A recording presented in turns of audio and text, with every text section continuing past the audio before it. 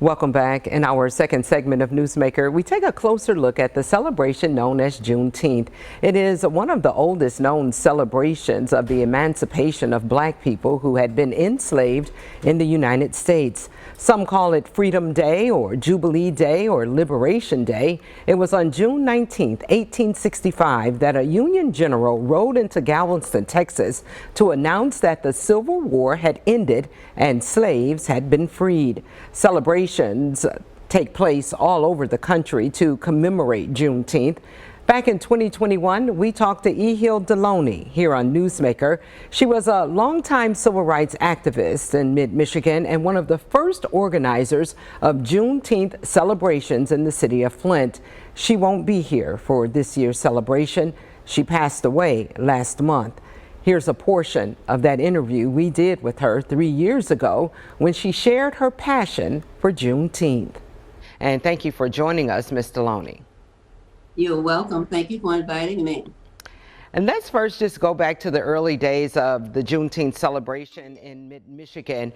And, you know, many people at that time, did they really understand the purpose of the celebration? Not really. Actually, the National Association of Black Social Workers Flint chapter was organized in 1969. And we made a master plan for the African Americans for the city of Flint. And one of the top ideas that we presented to the city openly was the Juneteenth celebration. We wanted to know and wanted them to know that our history, and we wanted to demonstrate it. So when we first started, it was relatively small, but it grew and has grown, especially when we had the 290,000 people in the Genesee County in Flint, Michigan. On that day, you could not hardly get downtown as it relates to by the Hyatt Hotel when it got here, because it started before we got that. And then we introduced that not only to the grown-ups, we started what we call our Freedom School. And we reared our children knowing their history starting back from the time of historical experience. We started them by talking with them about I know me, I accept me, I love me, I forgive me. A higher power lives within me. And we drilled that in them. And they would march in the parade. In fact, a couple of years ago, after we lost so many people, the parade wasn't as big. At one time, it was the largest parade in the state of Michigan, but everybody cooperated with it. And we have been doing it since the 70s until now. We started our practice and getting everything together in January and February. Then we started meeting in last of February and March. And so right now we have our plans and we're ready to go. I say one thing we have to do, and I want to emphasize that, is bring the children up. We got children now who can take my place, and Mr. Robinson is taking my place, and other young people, that we try to identify them and let them know that each and every one of them is the greatest miracle in the world. And we have them say it to themselves, looking in their eyes. And so when they get ready to talk, when they get older, they know whose they are, and they love and know themselves. That was Hill De Loney. She passed away in May, one of the first organizers of Juneteenth here in mid-Michigan. And, you know, she was talking about Mr. Robinson, and Mr. Robinson is Dewan. Yes, ma'am. Robinson, yes, ma'am. Who she has passed her torch to yes. carry out her mission of Juneteenth. You know, it's kind of emotional for me even Very listening much. back to her and her words and how she always empowered people and encouraged people. Tell us about your relationship with Hill De Loney. Yes, mother is my African grandmother. So, you know, I've never met a woman who had the most profound love for herself first and foremost, then the culture she represented, just people, right? And I spent time and time with her, educating about Juneteenth, but just educating about life. And like for me, it's been a wonderful, you know, mentor-mentee relationship, you know, one that I would cherish for life. I can still feel her now. Everything that she taught us, from I know me, I accept me, I love me, I forgive me, it's a higher power that lives within me. It was a special spirit that she carried. That is a big void that this community is missing, not even just for Flint, but for the world. Like, she meant so much to so many people. She done touched lives. She done gave so much. She said so many times that she could have been a millionaire, but she gave everything that she had for the betterment of people. You don't find that too often. Yeah. Right? Yeah. And so when you talk about people like Harriet Tubman, she is our Harriet Tubman of today, right? And so I love her to life.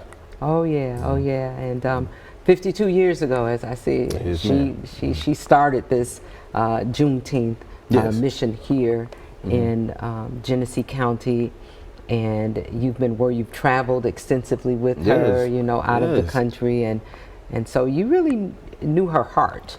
I knew her, and she shared a lot of wisdom and information with me. Right, as you said, we've traveled to Haiti together multiple times. We traveled to Egypt, Mexico. We traveled all around the states. Just spending time with her, you know, sitting down eating. You know, I ran a lot of errands for her. Whatever she needed, I definitely wanted to make sure I took care of her. But that's how young people should take care of our elders. And so that's how elders should be, you know, empowering the young people. And as she said before, you know, one day she was going to pass away. And selfishly, you want people to stay here forever. We do. We do, right? We do. But unfortunately, that happens. But what she did was prepare me to be in these positions to do the work today. And she didn't want folks to be sad about it. She didn't want you to cry about it. She didn't want you to be hurt. The way that you honored her was continuing on doing the work. And so that's what I'm dedicated to do. Yeah.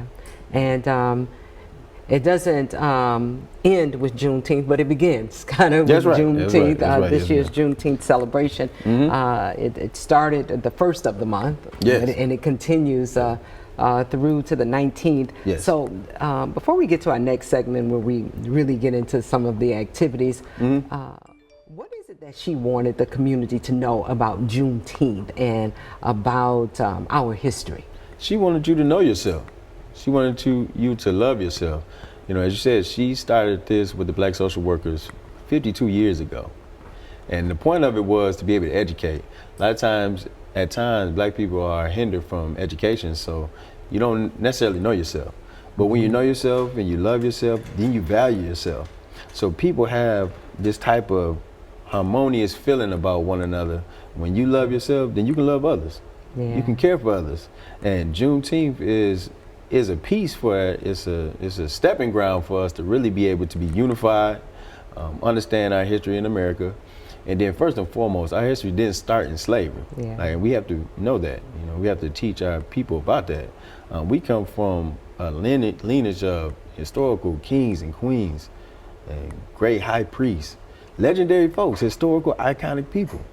And so we have to relish that, and we have to garner up that spirit. But then we have to continue to do the work in today's time. And when she created these initiatives, around like Juneteenth and Kwanzaa, it was all about self-love, Black love. And I love seeing the nation celebrate Juneteenth. Every time I see it and everybody talk about it, some people may just now learning about it, right? You have adults who never knew about Juneteenth. Right. But now it's a national holiday. Now people are practicing more than just celebrating. We are educating. We are doing true liberation of ourselves. So Mother knew exactly what she was doing when she, you know, established these Juneteenth initiatives. But to see the impact now, I know that she is super proud of the efforts. Yeah, and her legacy will definitely live on. Oh, of course. Definitely of course, live on. Of course. And I do want to say, it's a big shoes to fill. She left some big shoes behind. And it is going to take everybody, all of us coming together, being genuine about our efforts, really making sure that we stand together and we have changed the circumstances of our lives forever. Yeah, for generations to come. For generations to come.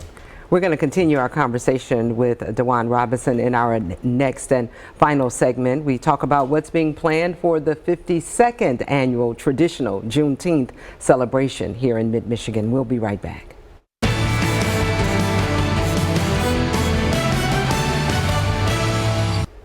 Welcome back. We are with DeJuan Robinson, the organizer of the traditional Juneteenth celebration in Flinton, Genesee County. It already started on June 1st, and he's here to tell us all about what's being planned for this year's celebration. It's the 52nd annual Juneteenth celebration. So, DeJuan, what's being planned this year? So we have a series of different events. We started on June 1st with the St. John's. We went to the historical area, which 475 took the highway right through that historical black neighborhood. But we are at all city parks. We'll be at different spots around the city. Like you said, we have this weekend activity coming up. Well, we have, of course, the rodeo, then we have the Juneteenth kickoff, then, of course, we have Saints in Spirit, then we'll have Healing Circle, because we all need healing. Right. And then we'll kick off next week. Every day we have different events, war stories. We have the Southside City of Hope. We'll be at the Brennan Center. And, of course, we have, at the McCree Theater, the Black Lives Matter special, which will be facilitated none other than our chair, Brother Hubert Naeem Roberts, right? Big shout out to that brother too, man, for holding it down and doing great things. That's legendary, brother too. And then we'll be going to the Sloan. I want to thank Sloan for being a phenomenal partner for the past 4 years. They have been great with helping and supporting and executing Juneteenth. Then, of course, we'll be having financial literacy. We'll be talking about legacy and literacy. And then our big day, which is our humongous day, June 19th, Juneteenth, we'll be at Max Brandon Park for the first half from 12 to 5, which we'll have the parade. Now, the parade is historic. Please get out there and get ready for the parade. A lot is planned for Juneteenth. You can find the information on Traditional Juneteenth on Facebook. Thank you, Dewan, and thank you for watching.